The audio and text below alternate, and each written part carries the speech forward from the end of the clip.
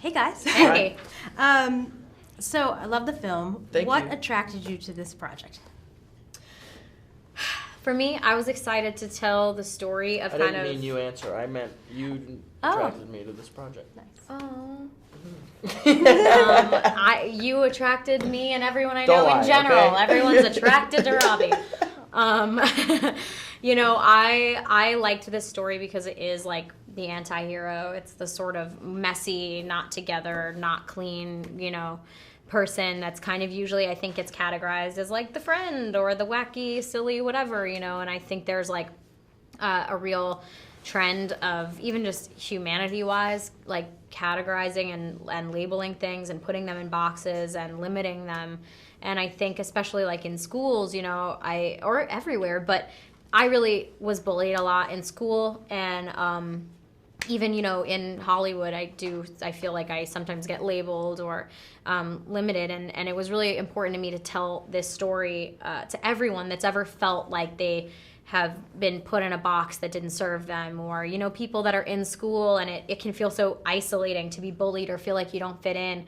And it was just really important to me to at least communicate, like, just so from the bottom of my heart, I was in this situation when I was you and I was in school. I still struggle with it. It's something I think we can all relate to in some form or another. So it was really important to me to kind of like tell that story and communicate that with the world.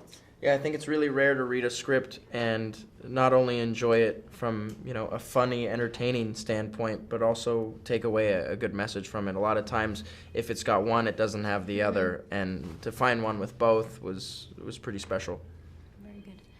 Can you talk about your characters, and when we meet them at the beginning of the film, they're already friends, and there's that long-term friendship that they have, and then they kind of team up and things start to happen. Can you kind of discuss that, both elements there? We both really liked that they were longtime friends, because I think that's something that separates it from most movies that are similar. They have that history, that type of friendship where even though they may not hang out every day, they have so much history that they can say things to each other that you wouldn't normally be able to say to a stranger. Yeah, and it kind of transcends. That's one of my favorite elements of this story, and I think it kind of transcends because I feel like, we kind of start out, I think everybody remembers the moment that, they were aware of themselves, and then somebody else was like, hey, I'm going to say something that I think about you, and I'm going to tell you that it's bad. And you're like, oh, what? Oh, I thought, whatever, and insecurities, and you sort of were like, oh, that was never an insecurity before you're telling me it's bad. And so I think, like, I love that they were already friends, because it's kind of like their, chemistry is natural, and whether, they split off into different interests or groups or whatever, that kind of came later. But the natural, chemistry that they have is what it is and always has been. And there's definitely chemistry. I feel like everybody reacts to that when they see the films. That's Oh, great. thanks. Yeah, we had a lot of fun together. Good. Now, getting back to the genre, because teen comedy is one of my favorite genres, and I have in my DVD library a plethora of them. What are your favorite teen comedies? We were talking about this earlier. Yeah. We're both John Hughes fans. Big John Hughes. I love Some Kind of Wonderful. And, I mean, obviously, Mean Girls and Clueless was a big one for me. I really We were loved talking about Ferris Bueller's Ferris Day Off Bueller. earlier. I'd have to say that's Classic. my favorite. So good. And those people, I mean, what a bunch of weirdos. That was like not stereotypical stuff, That was like, those kids were all weird. I mean, even Ferris, who's like devastatingly popular, is like totally weird. He's like a weird dude. He's not, this your normal kind of guy. So I think that's He was a before great his example. time. Yeah, he was. Definitely, yeah. So Atlanta, you shot in Atlanta. Mm-hmm. Do you have any favorite memories from the set that you can share? Did you guys spend time all hanging out, the cast my God, outside yeah. of the... Should we do this story again? Let's do it. One of the first bonding experience we had was we went to a place called the Claremont Lounge, which is think of like a retirement home for strippers. It's like an old dive bar / strip club, and everyone there is mature and has been at it for a while. It's a different aesthetic, if you will, and it's definitely like a thing that you do when you go to Atlanta. Everybody goes there and checks it out, and we were there, and there was a older lady on the stage dancing around without her clothes on, and all of a sudden, without her teeth on.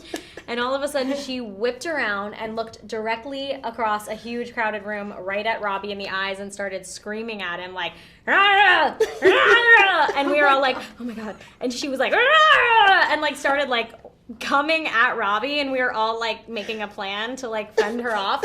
And then as she got closer, we could like barely make out that she was like, Tom Cruise! Tom Cruise! Oh my like God. screaming and like pointing Tom Cruise at Robbie That's awesome. to Oh everyone my in the goodness. entire place. So that was like day 3 or 4 of us all hanging out. So we were like, well, it was nice to meet you. That was interesting. I'll see you later. But it really was like so special. And then we ended up like, my friend Roz was there as well, and she had like a really cool list of stuff for us to do. So we found all these like secret places and cool restaurants, and we found this great place called the Kimball House that was amazing, and we hung out Great a lot food. at there was a church karaoke bar where you like dress up in church robes and like a guy plays a church organ. So good. And you like sing along and stuff like at like a pulpit. It was so cool. Everybody Went to there a was amazing. Braves game. Yeah, we went to a Braves game. Cool. We ate a lot of like yogurt and food. We hung out offset, which is a big deal when Robbie and I were in most of the scenes. It was like a lot of work and a lot of time and a lot of effort, and we were really tired, and usually you'd be like, get me out of here. But we just kind of wanted to keep hanging out, which is really lucky. That's really 12-hour good. days, and then we'd still hang out. Yeah. That's really saying good. something. So did you going back to that story about the stripper? Did you say yes? I am Tom. I said, yes, can I sign anything for you? Yeah, it was really unbelievable. The sweetest people in there. It was the weirdest, most fun night ever. There was like an older like businessman like rapping Eminem songs at the karaoke It's the wildest thing. place It really I've ever was seen. insane. That sounds epic, It actually. was pretty cool. It was pretty special. Last question: if you had to say to audiences, this is what I hope you get out of this film, or this is what I think you'll get out of it, what would that be?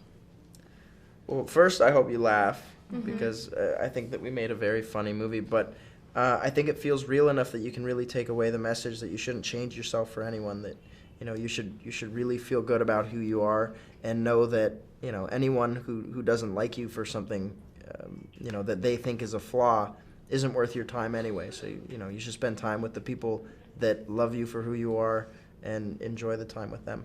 And I think to that point, the more introspective you are, the more you spend time working on learning who you are, which, by the way, it comes through challenges like what you face in high school. I feel like oftentimes, like, the harder it is, the better you come out on the other side. And I think if you have a perspective of the pain that you're going through and know that, like, the people that you think are cool and whoever they are in your life went through that exact same thing and came out being amazing, I think it's usually the people that shine the brightest that people try to tear down the most. So just like try to keep a perspective and don't let it stop you from growing and like cultivating who you want to be. And the more that you focus on that, the more the right people will come to you and surround you and make you your best self. Very good. Cool. Thank you, guys. Thank you. It's great to see you.